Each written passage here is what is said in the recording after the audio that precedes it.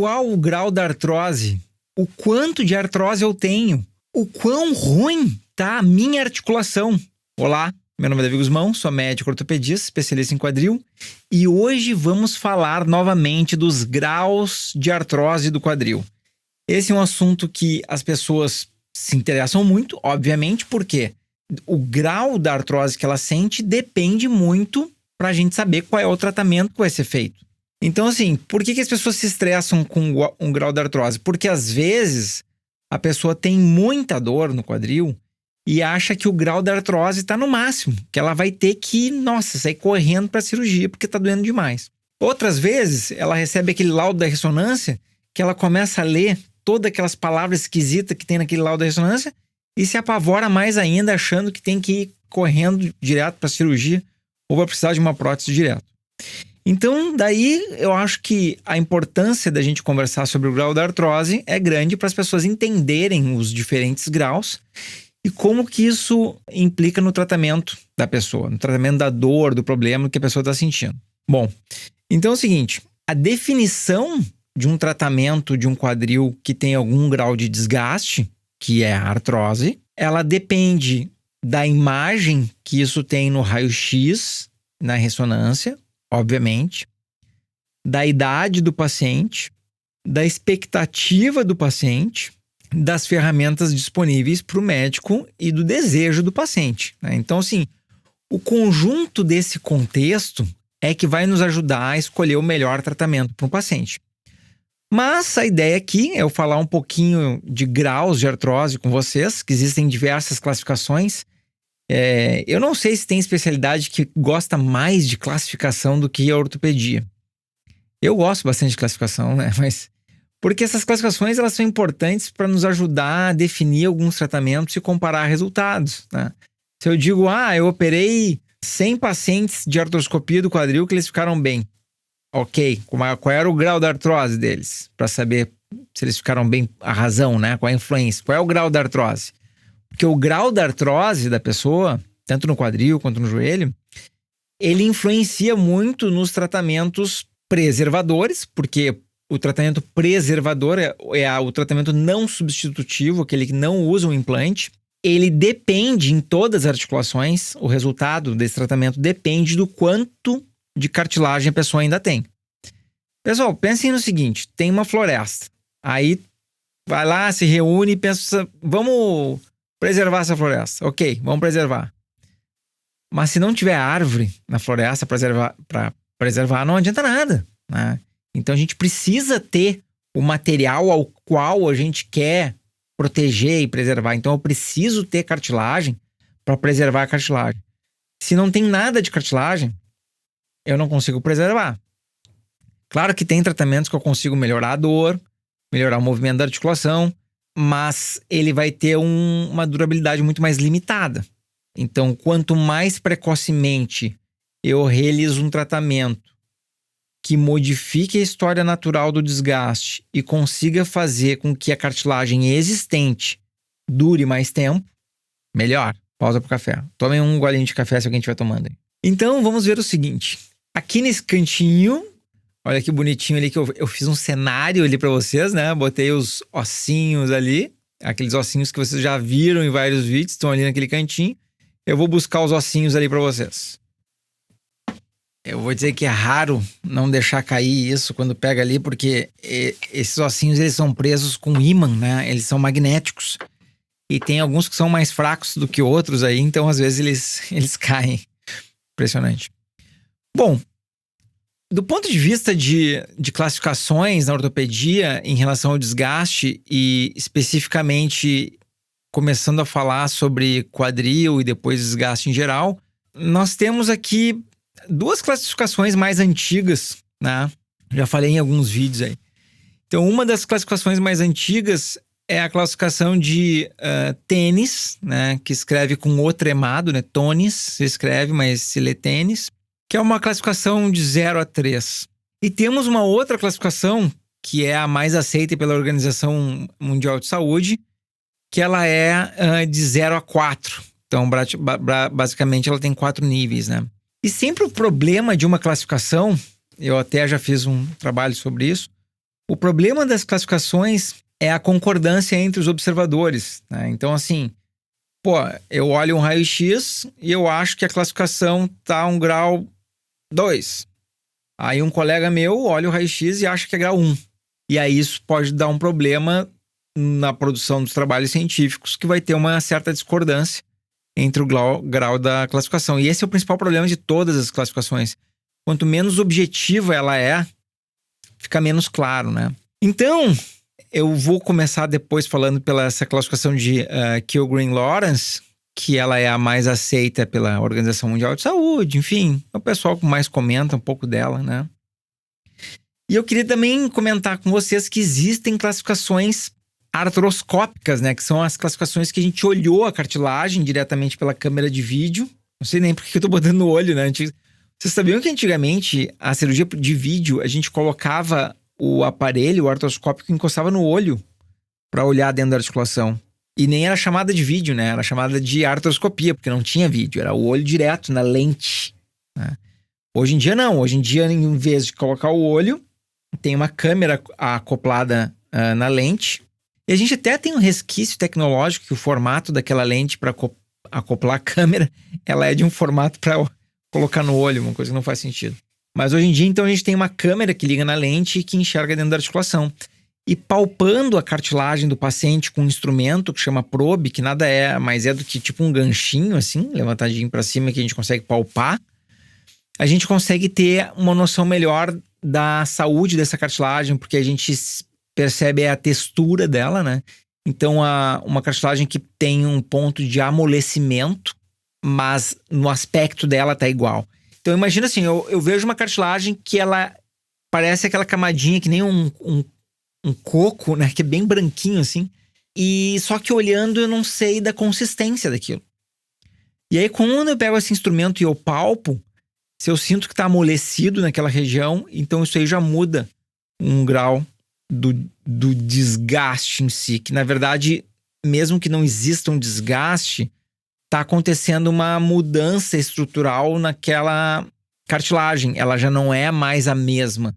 Ela já não tem mais a mesma resistência. Então, mesmo não sendo propriamente dito assim, mesmo não sendo literalmente um desgaste, a gente nota estruturações fisiológicas dessa cartilagem que fazem com que as propriedades físicas dela e químicas e biológicas mudaram num simples amolecimento. E esse simples amolecimento, em geral, o pessoal se refere como condromalácia. Esse termo se usa bastante no joelho, mas no quadril também pode se usar esse termo de condromalácia. Então, só para explicar que existem algumas classificações que dependem do paciente ter passado por uma cirurgia. O que ela tem o seu valor no prognóstico de uma doença depois que o paciente já passou pela cirurgia. Então, antes da cirurgia, a classificação tem uma tendência de ser uma classificação um pouco mais grosseira.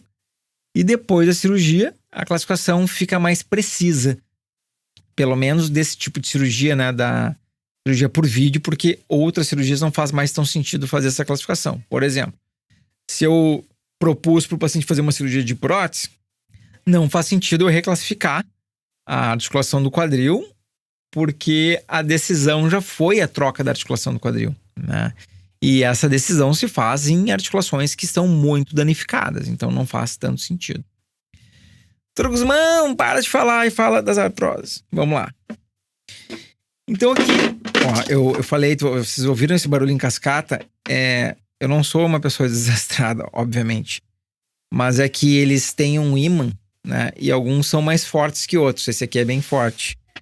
Agora esse ímã aqui é o mais fraquinho de todos, olha aqui, ó. Ele não consegue segurar tão bem.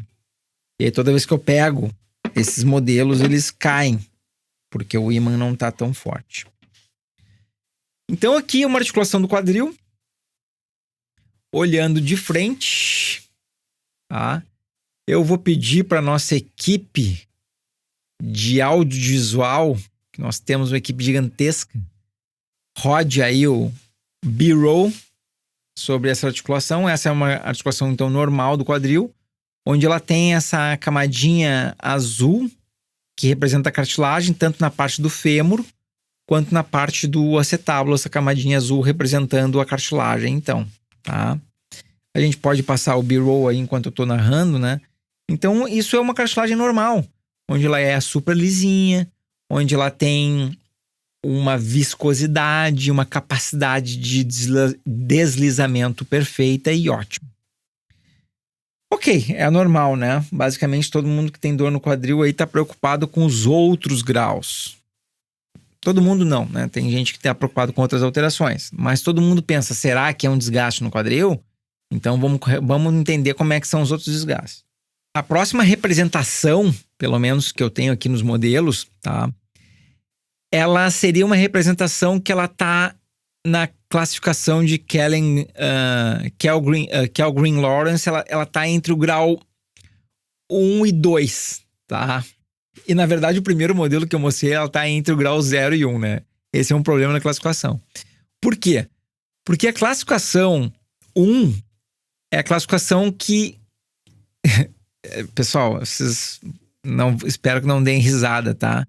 Mas assim, é uma classificação de 57, né? Então, assim, a descrição exata da classificação diz assim: uma dúvida se existe algum grau de diminuição do espaço articular e possível formação osteofitária, tá?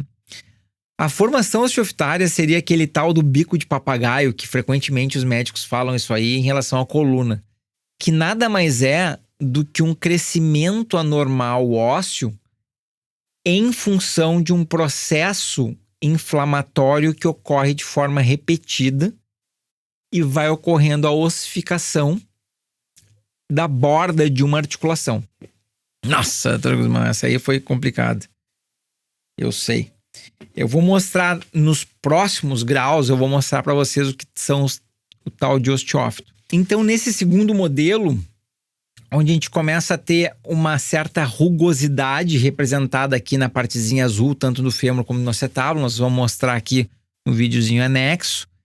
Nesse segundo modelo, a gente já começa a ter fissuras na cartilagem e talvez aí uma diminuição do espaço articular, tá?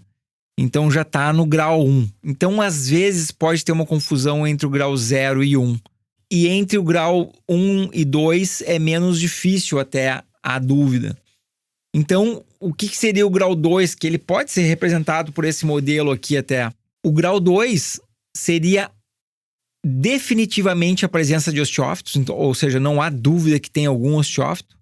E possível... meio que... O pessoal que fez essa classificação aqui naquela época, ela não era muito... apegado a limites bem definidos, né? Então, a pessoa, como é que você escreve isso aí? E possível diminuição do espaço articular. Tá, pessoal, vamos compreender que isso era 1957, né? Então, essa aí, a classificação seria um grau 2, que também pode ser vista por esse modelo aqui. Agora, essa classificação do grau 2, ela também tem um overlap, né? Com o modelo grau 3 aqui. No modelo grau 3, que ele tem uma representação com uma parte vermelha mais intensa, e vamos mostrar aqui no B-roll. Então vocês notem a cabeça do fêmur, ela tem uma parte bem mais avermelhada, que é para representar um estado inflamatório, e ela tem várias rachaduras profundas, mostrando aqui na cabeça do fêmur e no acetábulo, que é para demonstrar que existem erosões condrais. Então, sem dúvida que nesse exemplo aqui a gente estaria falando de um grau 3, tá? Que existem essas alterações bem mais profundas aqui. E esse grau 3, o que basicamente o elemento mais, digamos assim, forte que define ele e separa ele de um grau 4, é que o grau 4 a gente tem uma deformidade dos ossos em ambas as extremidades, né? Pode ser, na verdade, só uma ou em ambas, que seria na cabeça do fêmur e no acetábulo. Então, assim, não tem dúvida nenhuma que tem uma deformidade nessas regiões, né?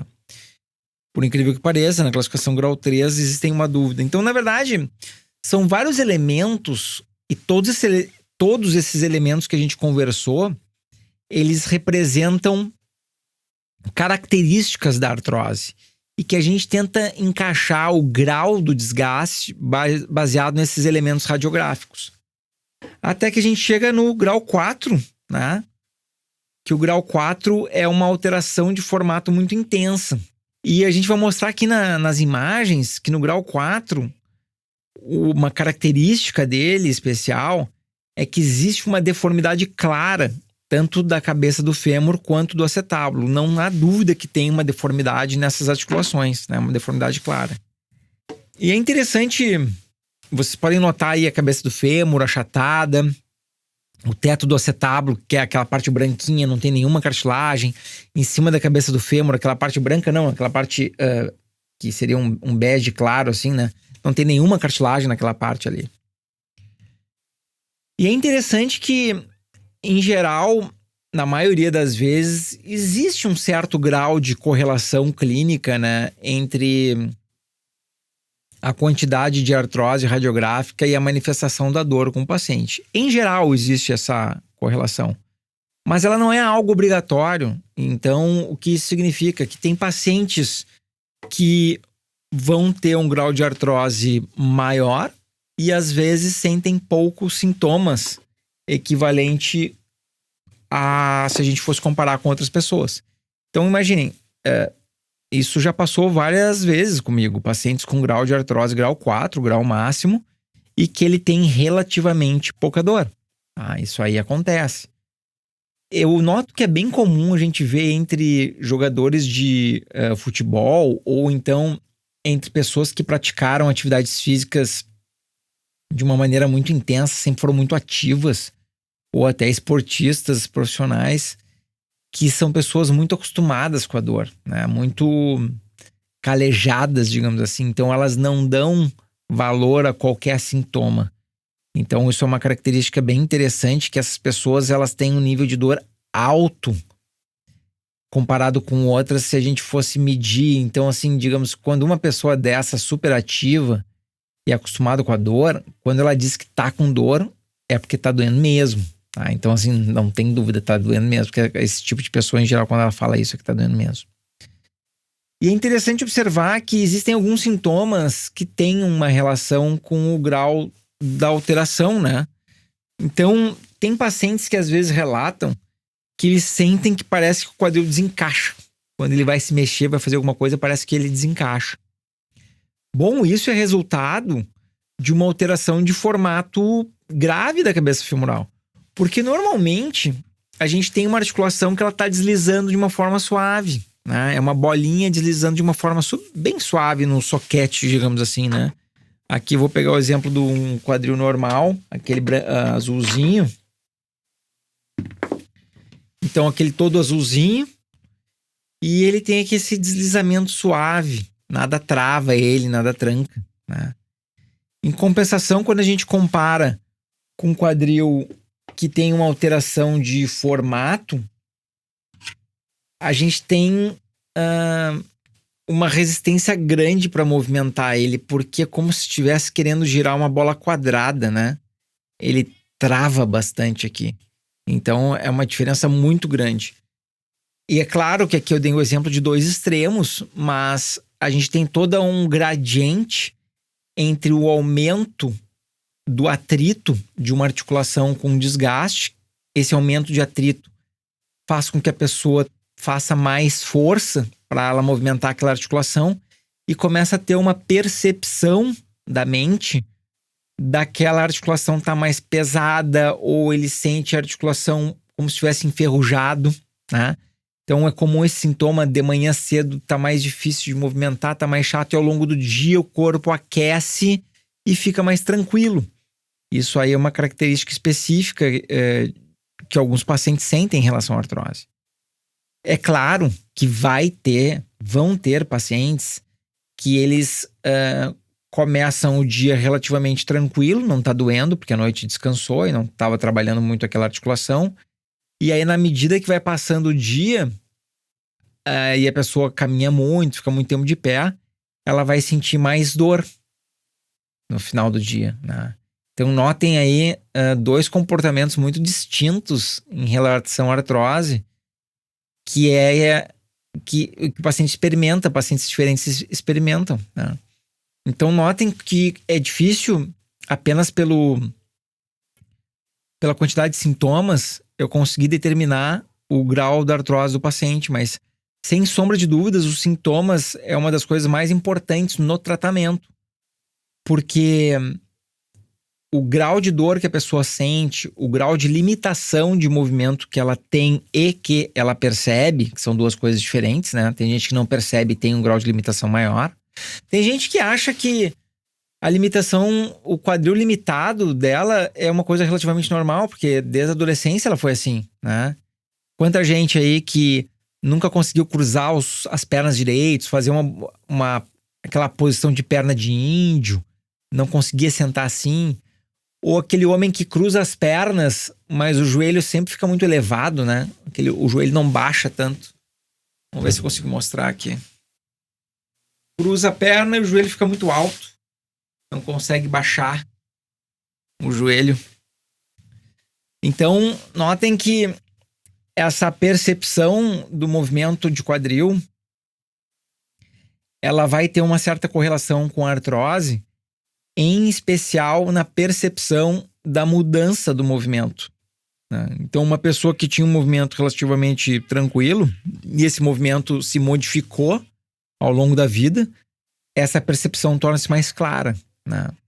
Então, a união da classificação da artrose nos exames de imagem, junto com os sintomas que o paciente está apresentando e o grau de impacto desses sintomas na qualidade de vida do paciente, e junto com a alteração do movimento da articulação do quadril, que a gente vai perceber no exame físico do paciente, tudo isso em conjunto vai ajudar a gente determinar o tratamento melhor para aquele paciente, juntando ainda dois fatores bem interessantes, que é a idade biológica e a expectativa.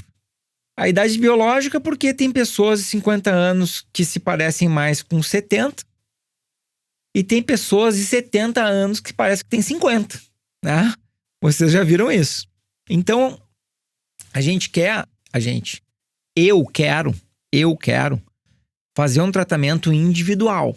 Não é um tratamento massificado, onde eu vou pegar uma tabela. Vamos olhar o cardápio que temos para hoje, né? Aí a pessoa vai lá, pega a tabela do cardápio. Peguei o mousepad aqui, derrubou mais coisa. Pega a tabela e olha, o senhor tem 60 anos. Ah, 60 anos, tá, ok. A sua classificação, segundo o raio-x, é número 3? Ah, número 3. Então, o seu tratamento vai ser uma prótese de quadril, por exemplo, tá? Pessoal, essa época de colocar todo mundo em caixas e querer definir o destino da vida baseado em parâmetros que tem um grau de subjetividade alta, não faz tanto sentido, né? É a questão da idade biológica que eu falei. Então, a medicina toda, ela tá indo para o tratamento personalizado. Ela tá indo para um tratamento a nível de DNA, inclusive.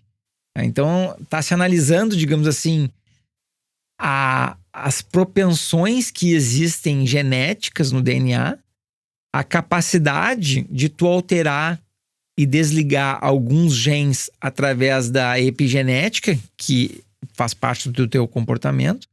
Em breve vai começar a edição do DNA através de algumas terapias gênicas, como já foi demonstrado aí o CRISPR, né? Que são uma maneira de tu fazer uma edição do DNA.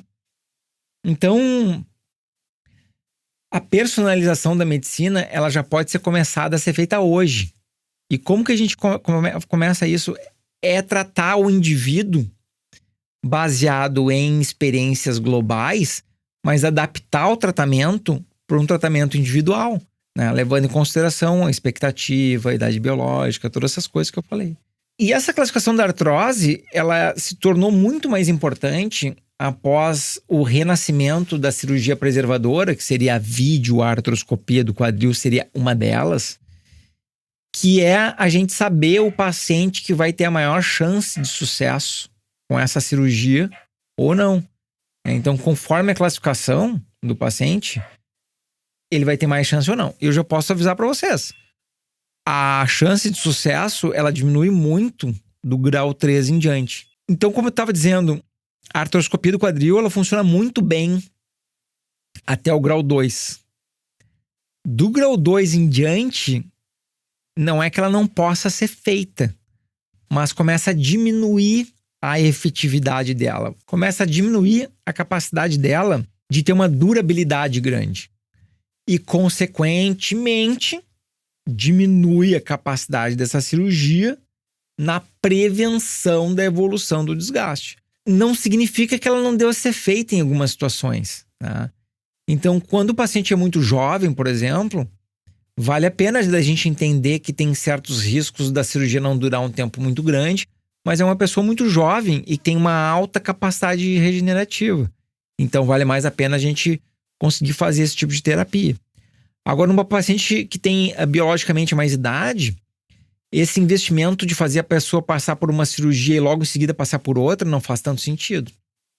E aí que a gente lança mãos nesse intervalo onde a cirurgia de vídeo já não consegue ajudar tanto e ainda está longe para a cirurgia da prótese. Nesse intervalo, a gente pode usar as terapias viscobiológicas, como no caso a terapia com ácido hialurônico, né? É uma delas, e várias outras substâncias que a gente pode colocar dentro da articulação do quadril para melhorar o ambiente articular.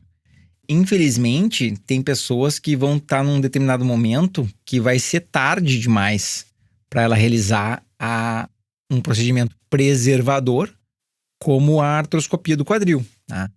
Então, para essas pessoas, nesse intervalo onde a artroscopia já é tarde e a prótese quadril ainda está distante, entra essa terapia viscobiológica para a gente levar a pessoa ganhando mais tempo, já que de repente ela não tem tantos sintomas, ou talvez não seja o momento dela fazer a prótese quadril, como agora na pandemia e tal. Digamos, a pessoa não quer fazer a cirurgia por qualquer motivo que seja, que ela não queira fazer a cirurgia de prótese no quadril, ela consegue ganhar algum tempo. E esse tempo que ela consegue ganhar é muito variável. É variável conforme a idade biológica, conforme o grau de desgaste, o grau de alteração que ela tem na articulação, vai ser muito variável, certo? Então, pessoal, eu venho aqui pedir aquele pedido encarecidamente para vocês se inscreverem nos canais, seguirem no Instagram, @DaviGuzmão. Vamos botar um Instagramzinho aqui. No Facebook, confiram a página que tem lá, minha página daviguzmão.com, tem vários conteúdos lá. Se inscrever no canal do YouTube, que é bem importante, compartilhar esse vídeo com o maior número de pessoas, para que a gente possa ajudar pessoas que estão se sentindo desesperadas, estão se sentindo sem informação, porque afinal de contas, esse é o objetivo do canal, essa é a missão do canal, é atingir com uma informação de qualidade o maior número de pessoas interessadas na articulação do quadril, para que vocês possam tomar as melhores decisões. Então, manda esse vídeo para aquele amigo que você sabe que tem um problema de quadril, aquela pessoa que está sempre reclamando de algum problema no quadril, aquele que diz que errou o gol porque doeu o quadril, a virilha estava aberta, aquela pessoa que acorda e dá uma mancada, vai entrar no carro, reclama que sente dor numa viagem longa, ou aquela pessoa que não consegue colocar as meias de uma forma adequada porque dói, não gira bem o quadril, ou colocar os sapatos e por aí vai. Eu conto com vocês para me ajudarem a espalhar um conteúdo de informação e de qualidade feito com todo carinho, até com os modelinhos. Minha esposa comprou essa lâmpada aqui, ó. Eu achei muito boa para ficar bonitinha aqui no fundo do vídeo, né? Ficou legal a lâmpada que ela comprou ali. A escrivaninha dela que tá ali atrás. Certo, pessoal? Conto com vocês para isso e vamos terminar o vídeo com o quadril ficando pequenininho e grande nele. Piu.